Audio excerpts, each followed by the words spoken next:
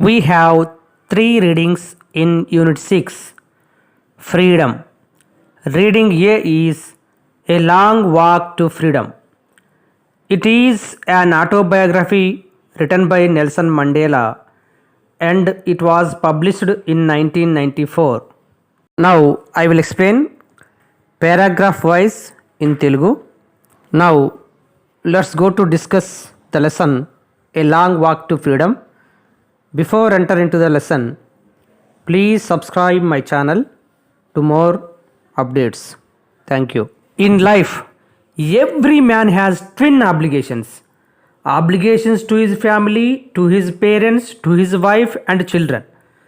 And he has an obligation to his people, his community and his country. In a civil and human society, each man is able to fulfill those obligations according to his own inclinations and abilities. But in a country like South Africa, it was almost impossible for a man of my birth and color to fulfill both of those obligations. In South Africa, a man of color who attempted to live as a human being was punished and isolated. In South Africa, a man who tried to fulfill his duty to his people was inevitably ripped from his family and his home and was forced to live a life apart, a twilight existence of secrecy and rebellion. I did not in the beginning choose to place my people above my family, but in attempting to serve my people, I found that I was prevented from fulfilling my obligations as a son, a brother, a father and a husband. Africa స్వాతంత్ర పోరాట యోధుడు Nelson Mandela గారు తన యొక్క ఆటోబయోగ్రఫీలో a long walk to ఫ్రీడంలో తన భావాలను ఇలా చెప్తున్నాడు.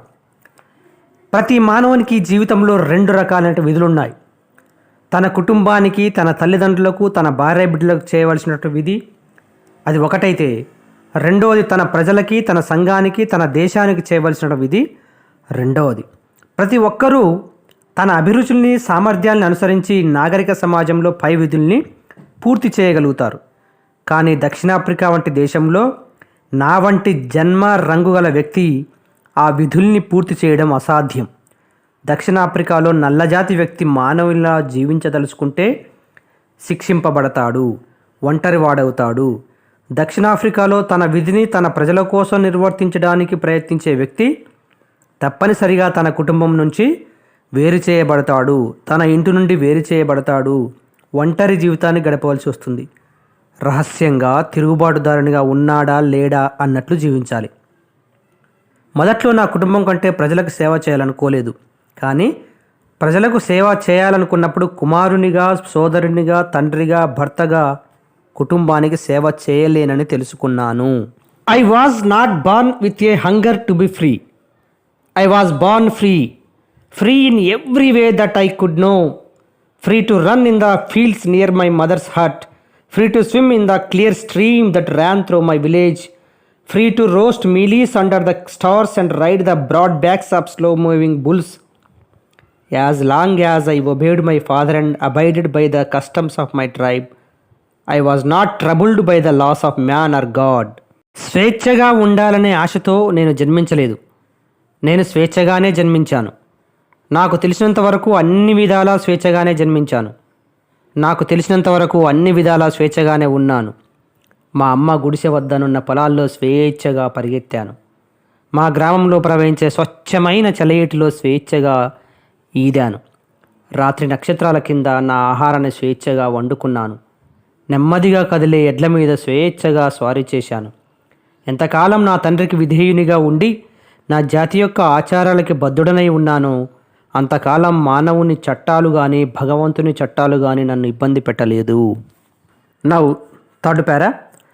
It was only when I began to learn that my boyhood freedom was an illusion, when I discovered as a young man that my freedom had already been taken from me, that I began to hunger for it.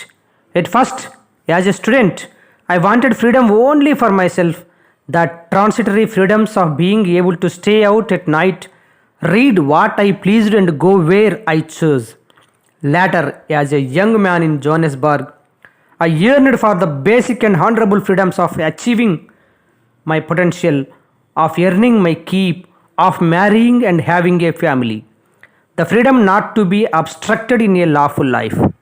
ఎప్పుడైతే నేను నా బాల్యంలో అనుభవించినటువంటి స్వేచ్ఛ భ్రాంతి అని తెలుసుకున్నానో, ఎప్పుడైతే యువకునిగా నేను అనుభవించిన స్వేచ్ఛ నా నుండి దూరమైందని తెలుసుకున్నానో, అప్పటి నుండి దానిపై నాకు ఆశపోయింది.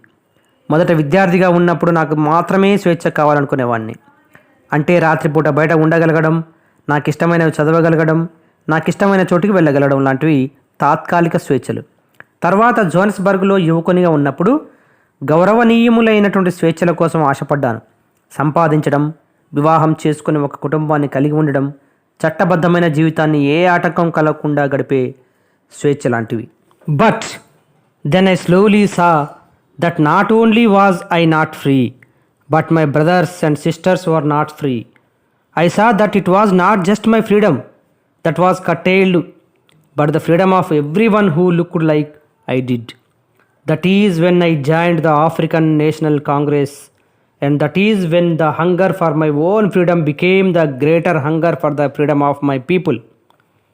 It was this desire for the freedom of my people to live their lives with dignity and self-respect that animated my life, that transformed a frightened young man into a bold one, that drove a law-abiding attorney to become a criminal, that turned a family-loving husband into a man without a home, that forced a life-loving man to live like a monk. I am no more virtuous or self-sacrificing than the next man, but I found that I could not even enjoy the poor and limited freedoms I was allowed when I knew my people were not free. Freedom is indivisible. The chains on any one of my people were the chains on all of them. The chains on all of my people were the chains on me. రాను రాను నా సోదరులు సోదరీమణులకు కూడా స్వేచ్ఛ లేదని తెలుసుకున్నాను. నా స్వేచ్ఛ ఒక్కటే తగ్గింపబడలేదు, నాలాగా ఉన్న ప్రతి వ్యక్తికి తగ్గింపబడింది. నేను ఆఫ్రికా జాతీయ కాంగ్రెస్లో చేరినప్పుడు నా స్వేచ్ఛ నాకొక్కడికే కాదు అని తెలుసుకున్నాను. నా ప్రజల స్వేచ్ఛగా మారినప్పుడు నాకు ఆ విషయం తెలిసింది. నా ప్రజలంతా తమ జీవితాల్ని హృందాగాను ఆత్మగౌరవంతోనూ జీవించాలనే నా కోరిక పిరికివాడినైన నన్ను ధైర్యవంతునిగా చేసింది. చట్టాన్ని గౌరవించే న్యాయవాదినైన నేను నేరస్తునిగా చేసింది. కుటుంబాన్ని ప్రేమించే భర్తని నిరాశ్రయునిగా చేసింది. జీవితాన్ని ప్రేమించే వ్యక్తిని సన్యాసిగా మార్చింది. నేనేమీ సుగుణాల రాశిని కాను, ఇతరుల కంటే ఆత్మత్యాగం చేసేవాడిని కాను. నా ప్రజలు స్వేచ్ఛగా లేనందువల్ల నాకున్న కొద్దిపాటి పరిమితిలో ఉన్న స్వేచ్ఛను కూడా అనుభవించలేకపోయాను. స్వేచ్ఛ అనేది అవిభక్తం. నా ప్రజలలో ఎవరు గొలుసుతో బంధింపబడినా అందరూ గొలుసులతో బంధింపబడినట్లే, వాళ్ళ గొలుసులన్నీ నన్ను బంధించినట్లే. I knew that the oppressor must be liberated just as surely as the oppressed. A man who takes away another man's freedom is a prisoner of hatred. He is locked behind the bars of prejudice and narrow mindedness. I am not truly free if I am taking away someone else's freedom, just as surely as I am not free when my freedom is taken from me. The oppressed and the oppressor alike are robbed of their humanity. అనగద్రొక్కబడిన వ్యక్తికి విముక్తి ఏ విధంగా అవసరమో అనగద్రొక్కేవానికి కూడా విముక్తి అంతే అవసరం. ఏ వ్యక్తి ఇంకొక వ్యక్తి యొక్క స్వేచ్ఛను హరిస్తాడో అతడు ద్వేషానికి బందీ అయినట్లు, అతడు అపోహకు సంకుచిత స్వభావానికి బందీ అవుతాడు. ఇంకొకరి స్వేచ్ఛను నేను హరించినట్లయితే నాకు నిజంగా స్వేచ్ఛ లేనట్లే. నా స్వేచ్ఛను ఎవరైనా హరిస్తే నేను స్వేచ్ఛ లేని వాడనవుతాను. అనగదొక్కబడినవాడు అనగదొక్కినవాడు ఇద్దరూ మానవత్వం దోచుకోబడిన వారే. The oppressed and the oppressor alike are robbed of their humanity.